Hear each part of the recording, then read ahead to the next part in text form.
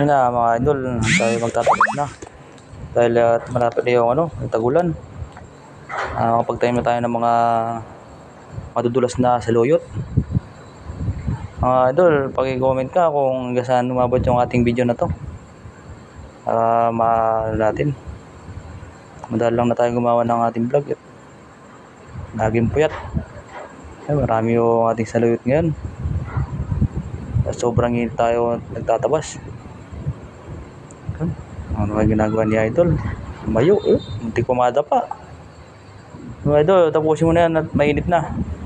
Ikaw ay atakihin dyan. Mga idol, dahil lang sa pagtatabas si at mainit. Mga pagtanim na tayo ng saluyot. Mga ilang araw lang yung idol at may tanim na tayo. At tsagayin na natin na gapasin. Idol, tingnan mo dyan, baka may daga. Mahuli natin. Tayo yung maiyaw natin. At marami-rami pa yung ating tatapasin.